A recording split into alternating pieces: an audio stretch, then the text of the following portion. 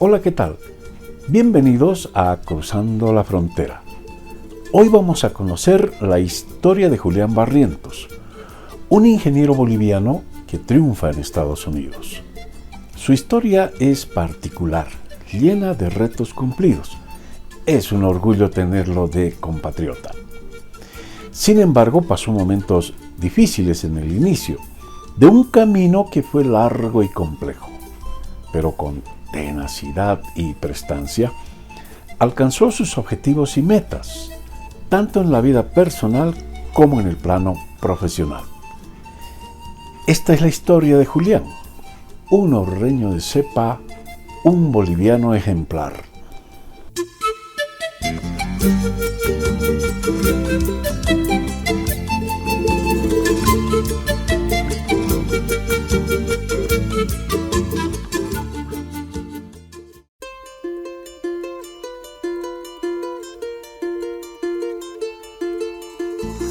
Yo era ingeniero civil y estaba trabajando en minas. Y esto no me convencía porque yo había soñado trabajar en ingeniería civil y no había trabajo. El país estaba en un problema muy grande económicamente, así que no había dinero para invertir en la infraestructura. Y por tanto, yo apliqué a una beca en Estados Unidos. Conseguimos la beca un científico, el médico y yo. Ganamos la beca y era un muchacho médico boliviano, Maldonado se llamaba. Y salimos de aquí, de este país, en 1957 por ferrocarril hasta el puerto en Chile, que se llama Arica, y de allá nos tomamos un bote, un barco, llamado Uso de Mare, italiano, y nos fuimos en el barco hasta Panamá. De Panamá salimos en avión a Miami, y de Miami en bus hasta Washington. Y yo estuve en la Universidad de American University y por un tiempo, y después en la Universidad de Texas, en Austin. Y allá aprendí inglés. Tuvieron 3 meses sin hablar nada de español. Así que uno se ve forzado a hablar inglés, ¿no? Y después me fui a la Universidad de Purdue, en Indiana. Y de la Universidad de Purdue tomé cursos de graduado, conseguí un trabajo con el estado de Wisconsin. Y allá estuve unos 10 años trabajando para el estado de Wisconsin. Y tuve la oportunidad, la suerte de escribir mi tesis en la Universidad de Wisconsin. Esto era a medio tiempo la universidad y a medio tiempo el trabajo, de manera que tuve suerte, digo, porque me permitieron hacer eso en el estado, y escribí mi tesis y me gradué en 1961. Ahí tuve la oportunidad de diseñar toda clase de puentes.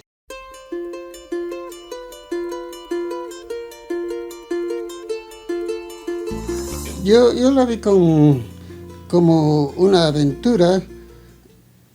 Sin embargo, yo había planeado siempre desde muy joven salir al exterior especializarme y volver a Bolivia. Desgraciadamente no fue así. Y claro que sentí dejar a mis padres, a mi esposa, a mis 2 hijos, que me separé una cosa de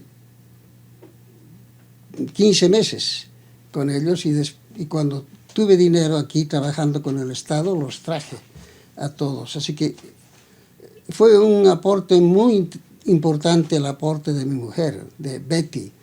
Ella me ayudó mucho en promoción, porque yo viajaba a todos los counties, que son los condados de Wisconsin, son 72. Viajé por todos los counties con ella y ella me ayudaba en promoción, charlando sobre los trabajos que hacía. En esa manera llegamos a tener muchísimos clientes en los condados del estado de Wisconsin.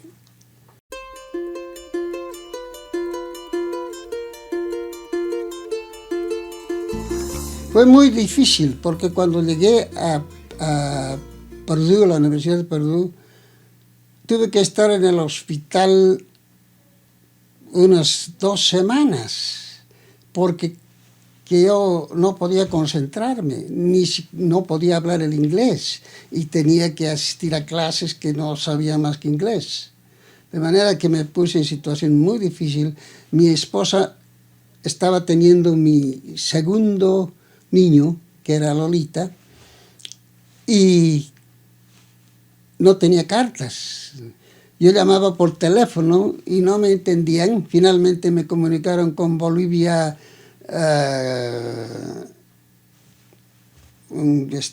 California. Era una ciudadcita pequeña que se llamaba Bolivia. Y no podía hablar porque ¿quién es usted? Me preguntaban y yo tartamudeaba, no sabía hablar inglés, ¿no? Así que esto me preocupó tremendamente y debido a eso fui al hospital por 2 semanas. Volví ya más calmado y pude continuar estudiando.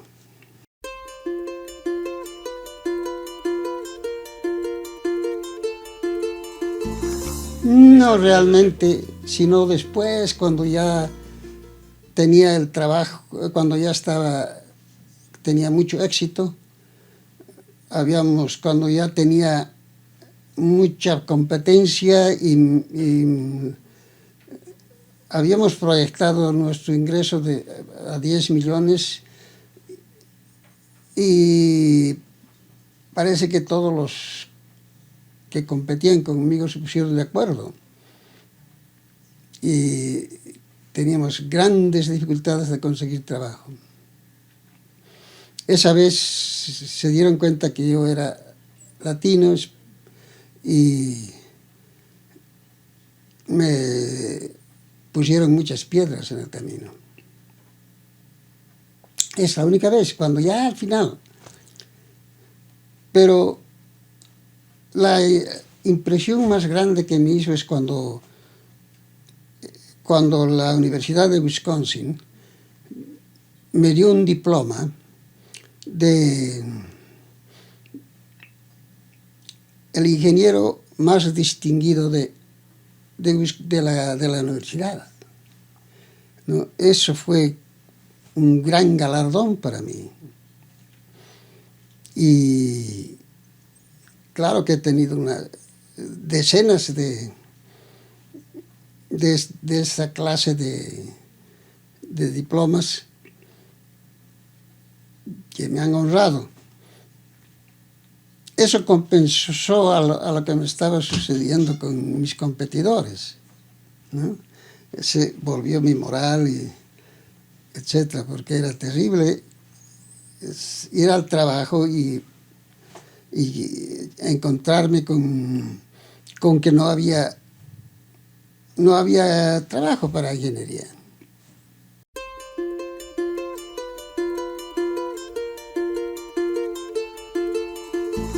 En los condados, el consejo que tienen, el comisionado que tienen, escoge a las compañías por calificación y por el tamaño, pero lo más importante es por las ideas que uno da. Una compañía chica no podría conseguir trabajo si diría que solamente contar empleados, número de empleados, que tengo 1000 empleados. Como una compañía, la de Chicago, tenía más de 1500. Competir con estos señores es muy difícil. Hay que crear ideas, nuevas ideas, que puedan deslumbrar a los comisionados. Así pasó un día que fui al norte y había el panel de jueces que había para escoger. Eran 6 y entre ellos habían, claro, todos eran rubios, altos. Yo me veía un peticito así al medio, ¿no? Claro, los competidores estaban felices. Barrientos no va a conseguir este trabajo. Y uno había que no me escuchaba. Yo estaba empezando a explicar mis ideas, ¿no? Y uno mantenía su cabeza abajo. Y yo me asomo a él, con mucho desplante me asomo a él y le digo: señor, ¿por qué no le interesan mis ideas? Porque él no me miraba, ¿no? Y cuando lo emplacé mirándolo de frente, el señor levantó la cabeza y me pregunta: ¿es usted migrante? ¿Qué quiere decir uno de esos trabajadores que vienen de México a trabajar en labores, ¿no? Como sembrando, recogiendo cosechas? Y él creía que era yo uno de esos, que había venido uno de esos. Era nada más que para hacerme sentir mal, ¿no? Entonces yo le dije: no, señor, yo no he venido, yo soy ingeniero, he venido de Bolivia. Yo no soy migrante. Yo soy del Cuerpo de Paz de Bolivia para enseñarles a ustedes a diseñar un buen puente. Y se rieron todos. ¿Quién ganó el trabajo? Fui yo.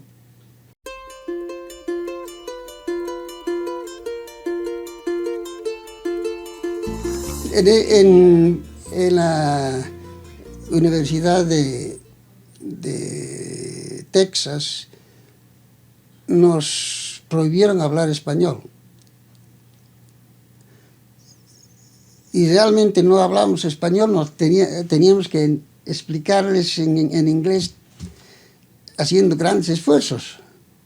Nos obligaron, porque al primero que lo hubieran cogido le hubieran quitado la beca.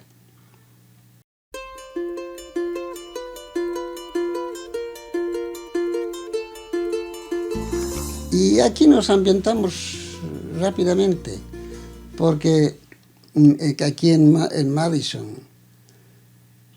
porque Betty, mi esposa, aprendió inglés, se fue a estudiar al colegio de Madison, se fue a estudiar al siguiente día que llegamos. Los chicos se quedaron conmigo, las criaturas que eran pequeñas, y lloraban: mamá, mamá, porque no me reconocían, no sabían que yo era el papá. Así que no podía cuidarlos siquiera porque lloraban. Tuve que llamar a Betty que se venga de las clases a callar a los niños, a cuidar a los niños. ¿no?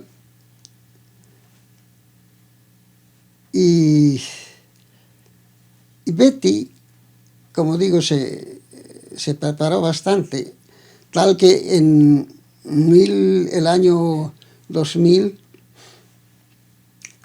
le han dado un galardón muy grande como la dama más distinguida de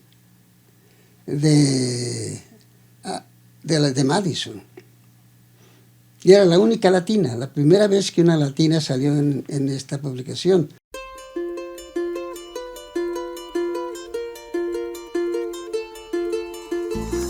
El trabajo más importante ha sido el de en Boston. Es un túnel. El túnel llevaba tráfico porque estaba muy congestionado, ¿no? Y el problema era que había muchos accidentes. Y para llegar de la ciudad a otro extremo había que tardar horas, 2 horas de mi trabajo. A la casa de mi hijo eran 2 horas. Y en esas situaciones había muchos accidentes. Entonces decidieron construir túneles bajo la ciudad. Yo no trabajé solo, trabajé con unas 20 compañías. Y yo claro que tuve un buen pedazo de ese trabajo. Ese trabajo costó 18 billones, no millones, billones. Era el trabajo más grande de América. Ese es un trabajo importantísimo. Después, otro trabajo que hice fue para el estado de Kentucky. Un trabajo que mi fee solamente era $1 millón. Es decir, mis honorarios. Habían caminos, habían puentes que hemos diseñado. Eso nos ayudó muchísimo a seguir creciendo. Otros trabajos importantes aquí fueron, en Madison, fueron los puentes que diseñé durante la existencia de mi compañía, que, como le voy a demostrar en las publicaciones, llegaron a 500 puentes. Es la compañía que más diseñó puentes para el estado de Wisconsin. Así que tuve un gran honor al recibir toda clase de diplomas, publicaciones, y me conocían en todo el estado.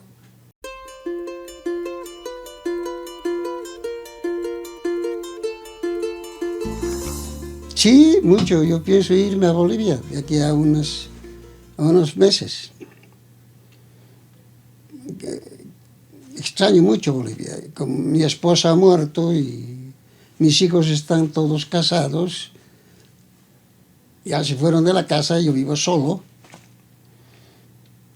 Tengo que regresar a la patria. ¿Siente que la patria... A dejar mis huesos. ¿Siente que la patria lo llama? A la patria me llama. Y a la patria iré.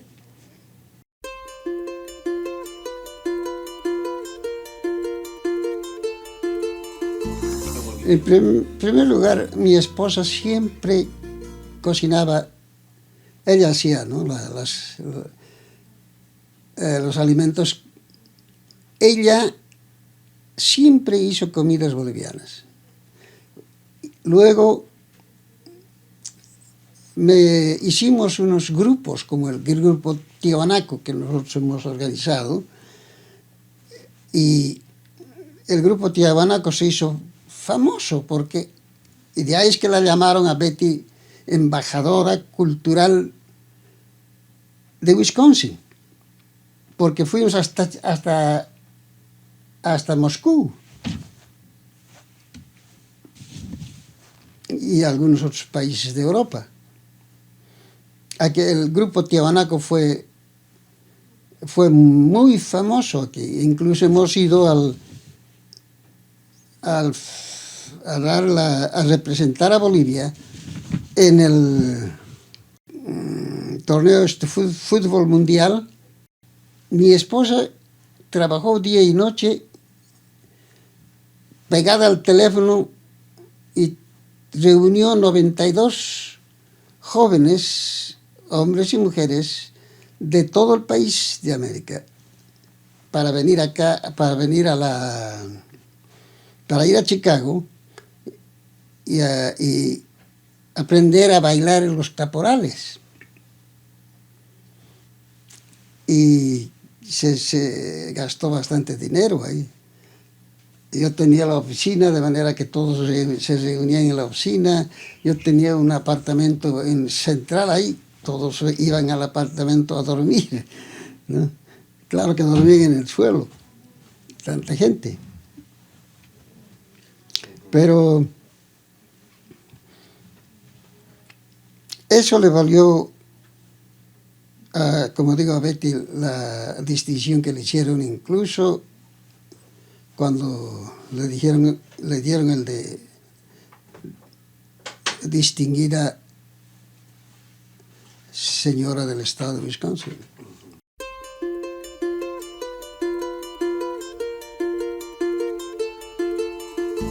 Estuve en el primer partido de Bolivia cuando jugó con Alemania. Yo dije en el periódico que Goliat le hizo pasar una piedra rozándole la oreja a Bolivia, porque casi ganó. Si no hubiera sido que el diablo Echeverría no lo sacaban de la cancha, quizás hubiera empatado o ganado.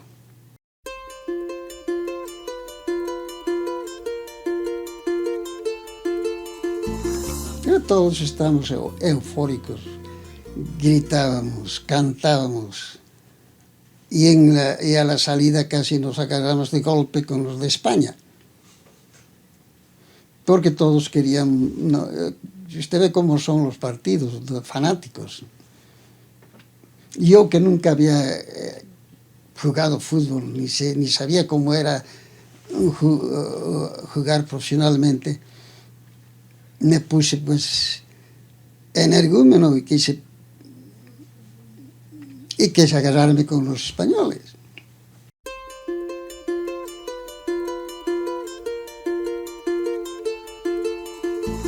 Yo creo que no me arrepiento, no, porque aquí me han dado toda la oportunidad que no la he tenido en Bolivia. No, porque aquí me han conocido casi en todo Estados Unidos. No, de manera que estoy muy agradecido a este país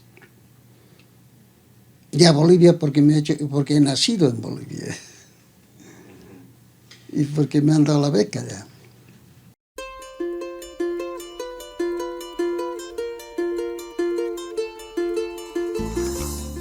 Que somos flojos, que somos iracundos, que no tenemos control de nuestra personalidad, que gritamos, que nos emborrachamos, que no tenemos responsabilidad cívica. Eso es muy triste, pero no es la gran mayoría. No es así Bolivia. Bolivia es un país hermoso, tiene los recursos más grandes que uno puede imaginar.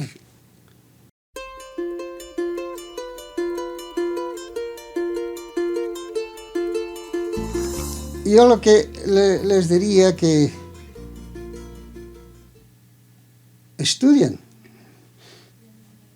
que sean buenos alumnos, que sean buenos profesionales, que salgan al exterior y que regresen.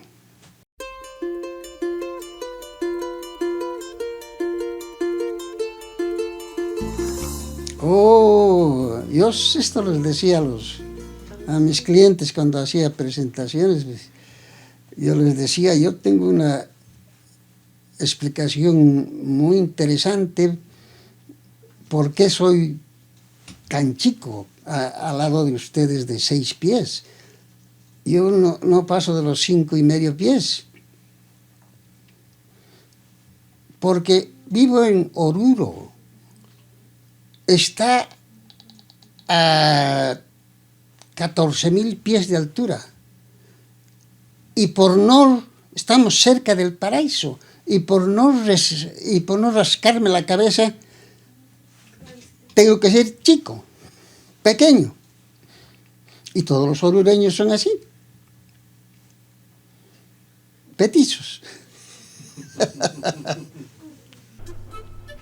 Julián Barrientos falleció en 2015, pero dejó una huella profunda en su paso por la vida. Sus hijos siguen hoy su ejemplo, en un país donde hay que bregar día tras día. A Julián lo recordamos como un boliviano de oro, lejos de nuestras fronteras. Hasta el próximo capítulo de Cruzando la Frontera.